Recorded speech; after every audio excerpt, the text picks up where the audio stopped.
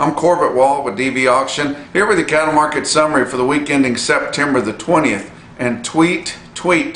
We got the Twitter campaign that we're doing. We've been talking about it. Everybody needs to send a tweet and we need to tag at real Donald Trump.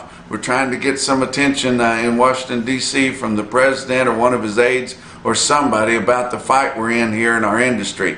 We want to talk about everything that's going on, the manipulation, the monopoly that's going on in your beef packers. We want to hit on the collusion, the price fixing, the gouging, everything that's gone on since the Tyson Fresh Meats fire in Holcomb, Kansas. And it's time to do it every day this week. Would like for you guys to send a tweet on Twitter and tag at real Donald Trump, and be sure and include the hashtag Fair Cattle Markets. We're wanting that to trend. Hashtag Fair Cattle Markets all together. Be sure and do that. The more of us that do it, the better. We've got a lot of things going on. The hypocrisy that goes on with our politicos is unbelievable. After we established just in the last week or two that most all of your Democratic presidential candidates have declared war on beef. Red meat, but beef especially, thinking that the government needs to regulate it, that it's not environmentally safe to eat beef and all this kind of thing. But if it's going to get you some political clout and a little bit of attention in the primary campaign, they're all for it. So most all of them went to the Iowa Polk County steak fry that went on up there near Des Moines there and cooked 10,500 steaks. So that's unbelievable. What kind of damage could that have done to our environment, to having all those steaks? Of course, people were loving the steaks and enjoying it, and they were loving all the attention and all the people they got to see. But showing up to an event like that and relishing in it, how else would you get that many people together unless you were feeding something really good like that? But it's unbelievable, the hypocrisy. And I hope that it comes to fruit whenever they decide to finally pick who's going to be the Democratic presidential nominee. But I hope this all comes back to them, and it comes back and they have to lay in the nest that they made. But it's unbelievable, the hypocrisy that goes on in our American political whole reality that's going on. It's unbelievable what they're doing. But we've got a lot of things going on. I got a big report here to go, so I need to keep talking about different things. We've got the meeting set for Omaha, October the 2nd, and it's entitled just about the way it's going to hit home: Rally to Stop the Stealing. And it's put on by the Organization of Competitive Markets. We'd like to get as many people as we can at this meeting. I've been talking to people all over the country. They're putting SUVs together, buses together, crew cab pickups together. Everybody is going to try to get to this meeting. The more the merrier. We hope we don't have enough room. It's going to be at the Ramada Inn in Omaha. Yeah, there's probably better places to have it. But back in the 90s, when we had a similar situation going on, this same organization of Competitive Markets, had a rally similar to this. And it did some good, and it brought about some change. So we want to kind of being nostalgic there. We wanted to go back to the same place. But please attend the rally to stop the stealing. You don't need to make any special plans there, but if you can go on here to this website here that I'm showing, or look up the Organization of Competitive Markets, there's a place in there where you can get involved, but we need to get as many people there as we can. Okay, you guys know what we're facing, and it's your turn to do something. So I'm going to go ahead and talk about the markets now. Cattle on Feed report come out on Friday, very bullish. So we'll see if we get any help from that. It seems like we've been getting a little help a little bit easier here in the last week or so, whenever it became evident to your packers and a lot of your powers that be in the market system that your producers have had absolutely enough. They're not going to take it anymore. Your packers were a lot more easygoing last week. Actually give up $1 there that they probably in other instances wouldn't have had to. It's starting to make an effect. Don't believe that they don't know what's going on. They're not saying a word about it, but don't think they don't know what's going on. You know, right there where they had that fire in Holcomb, Kansas, Finney County right there, they're actually getting some sympathy, your Packers are, Tyson is, because of the fire there. People are wearing t-shirts that they stand with them and all this kind of stuff. Those people aren't privy to everything that we know that's been going on in this industry, the way that they've completely gouged the prices and saw huge influx of higher prices on your box beef cutout values, at the same time just turning down the vice on your fat cattle market, and all the time keeping the kill just as large as it was when we had that plant going. So don't believe they don't know what's going on. But cattle on feed report was bullish. We're going to see how that works out. Your total inventory on feed September the 1st come out to be 98.7% of a year ago. So less than a year ago. That's the first time we've had a year-over-year decline on one of these reports since December of 2016, people. Finally, the worm is about to turn. But that 98.7% on feed compares to the average of the analyst guess, which was 99.4%. That's bullish. Your placement figure was extremely bullish. We may not get the full effect of that because so much of the lack of placements in August was due to the fear of the market and the volatility that went on because of that dang fire at the Tyson plant, because people were just scared to death to send their cattle in there because they saw the people that had cattle sitting in your high volume Monday sales right after that Friday market just have to take, you know, dollars and dollars or tens of hundredweights or $10 a hundred or more off of what their cattle would have normally brought. And so some sales were just forced to cancel due to light receipts, but people were scared to death, going to lose their place over the deal. And don't believe there's not a lot of people going broke just because of everything that's going on. But it's tough times out there, guys. We got to do something about it. But your placements come out to be 91%, 91.0. So that's significant too, because the average of your analyst guess was 94.3%.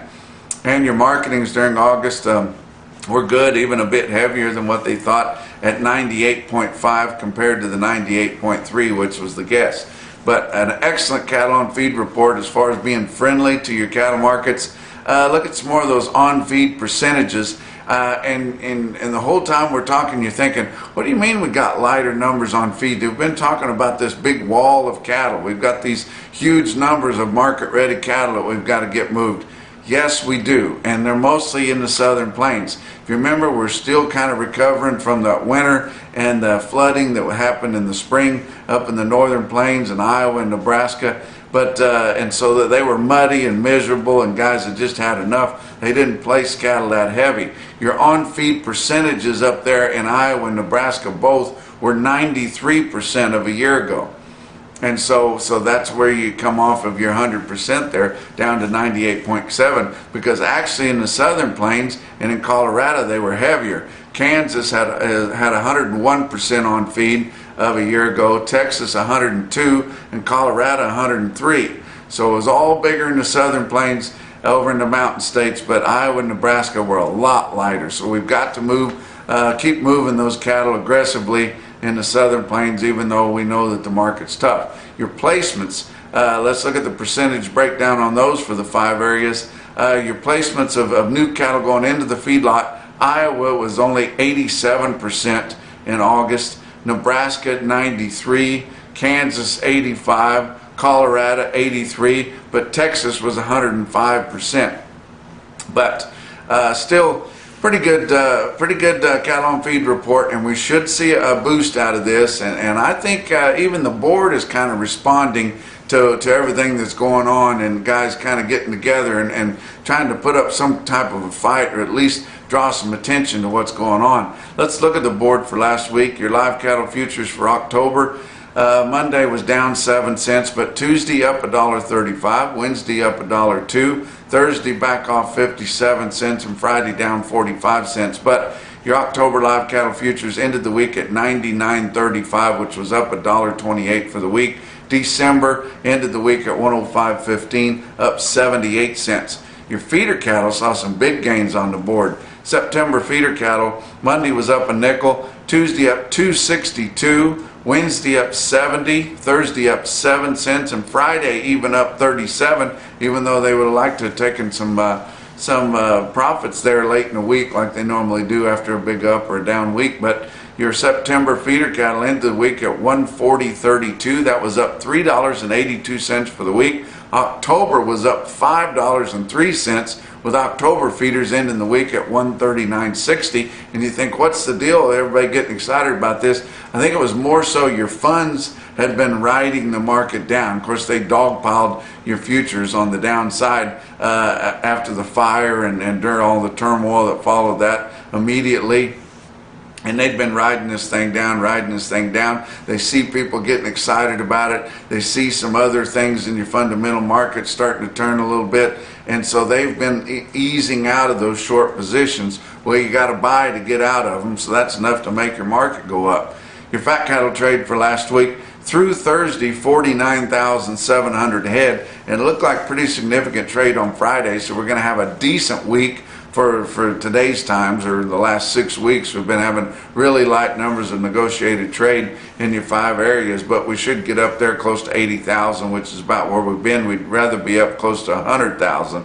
But if you look at your live prices, excuse me, on your live prices in the 5 area negotiated, they range from $1 to $1.03, with your weighted average about 101.28. That's about $1 higher, and that's through Thursday.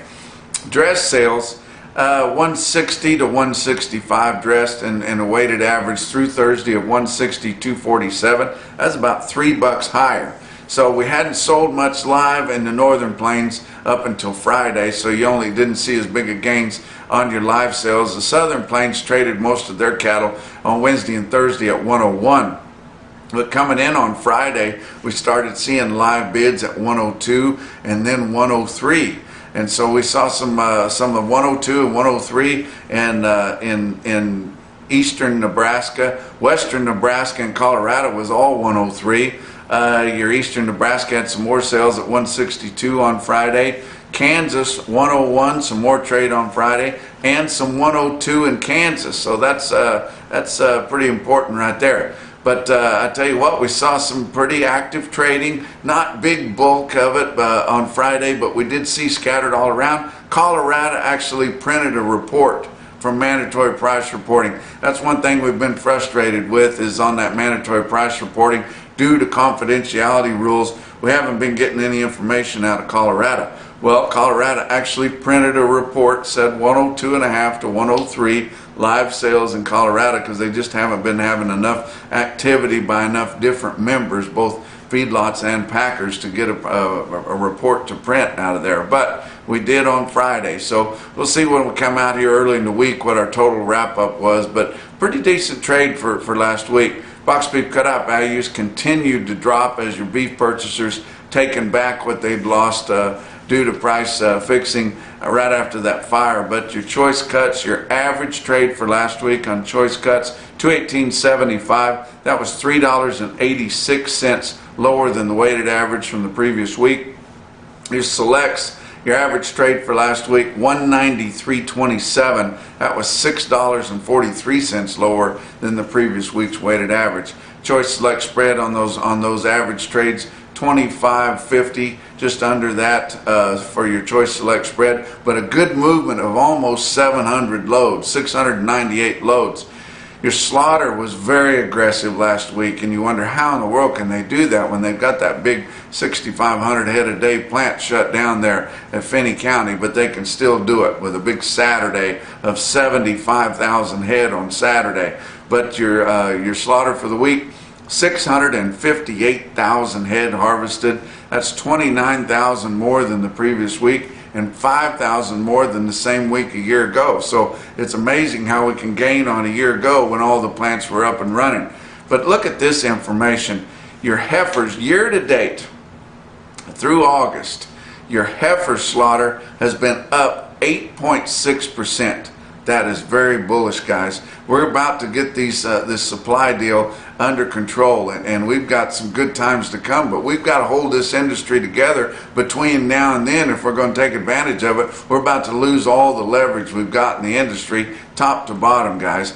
Your beef cow slaughter, not including dairy cows, but beef cow slaughter year to date through August is running 11.6% more than the year ago. And it was up big a year ago. So this is unbelievable. We are really getting these supplies whittled down. Yeah, a lot of it had to do with the floods, and a lot of it had to do with the bad winter they had up north and everything, but things are about to come around. You know, through all those bad droughts we had, we never got any market response from that, and we haven't until now, and we still haven't seen it yet, but we haven't seen any response in the market from the floods and the winter and everything. But the information is starting to come to a head, and I would say we'll start working towards that. We've still got a rough fall to get through, a lot of calves to sell, but I'd say by next spring we should definitely start seeing a response in this market due to lighter supplies.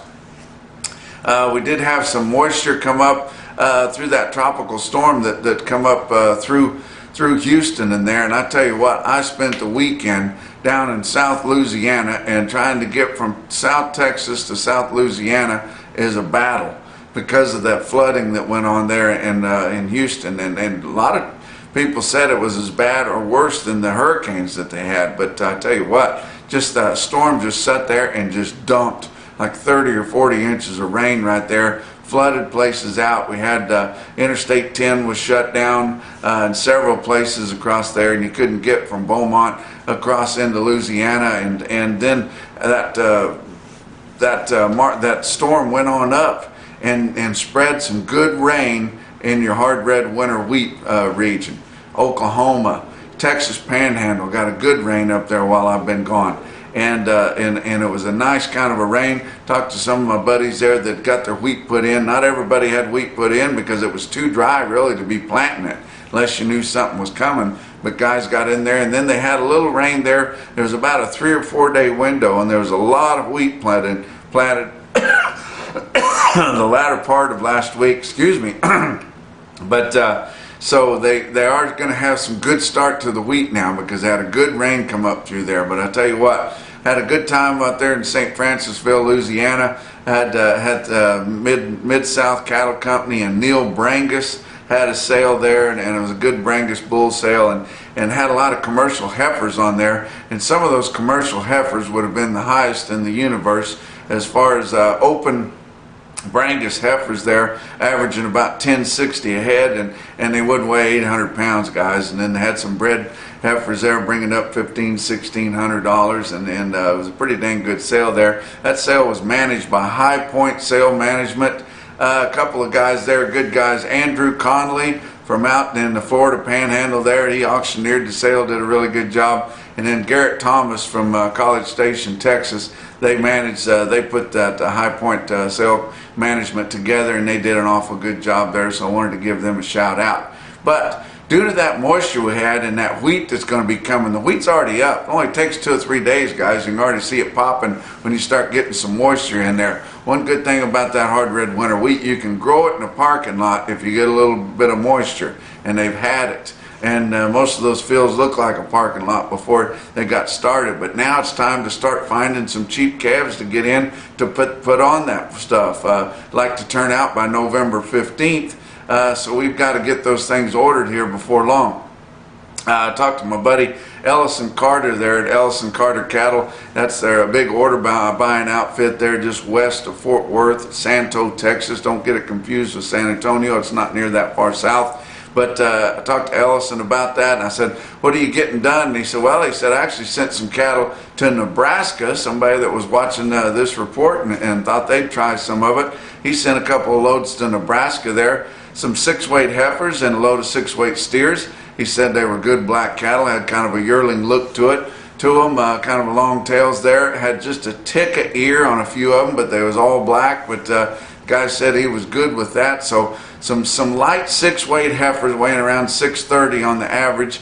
Sent them up there at 131. and then some mixed steers and bulls, all black, but the kind you'd like with a yearling look to them, averaging about 640 at 140 bucks. So if you guys are interested in some of that, and that's laid in, guys, get a hold of them. But also on some Wheatie type cattle to send to Oklahoma, the Texas Panhandle, Oklahoma Panhandle, places like that. You can get some 375 pound heifers, crossbreds, brought in there for about 135 delivered, and some steers and bulls crossbred, but good cattle weighing around 380 at $150. And if those guys won't work, if you've got weak guys, we're all in trouble. But if you're interested in some of those cattle, get a hold of Ellison there. You can find more information about him at ellisoncartercattle.com. Let's talk about your feeder cattle markets for last week. Your real-time index on cattle market summary ended the week at 138.88. That was up $1.79 for the week from the end of last week or the previous week there. Your cash feeders in there, yearling type feeders or cattle going right on to feed, firm to $3 higher, spots more. Now I realize your big Monday sales were more than that, but they were behind. They had some catching up to do. I'm talking about from the end of the previous week to the end of this last week. But some of your calves and some of them in the southeast, $2 to $5 higher, because it's starting to get weak time. Some guys like to order them from further on in the southeast, and enough's enough. Those light cattle took a heck of a blow right after that fire deal, and it hurt the market on them more than it did the yearling feeders. Of course, yearlings are starting to get short now, guys, and more of your offerings in your sale barns are going to be calves progressively as we work into October. But we're moving off into fall now. I believe this is the first day of fall, so we can stop talking about winter. The first day I got to wear a jacket. I'm going to get rid of this straw hat, but by being down here in South Louisiana and South Texas, it felt awful good. But let's talk about some of your big sales on Friday late there. South Coffeyville, Oklahoma stockyards had a load, 82 head of 641 pound steers, bring 159 and a quarter. Crawford, Nebraska, Crawford Livestock Market had some big cattle sell well on Friday. 69 head of them weighed 949 at $1.35. And the highest load of cattle I saw on Friday was out of Mankato, Kansas. Mankato Livestock Incorporated sold a load of 862 pound steers at $144.50. That's a look at your markets on my way back here from South Louisiana, St. Francisville, just right outside of Baton Rouge. But that's a look at your markets, and we'll talk to you next week.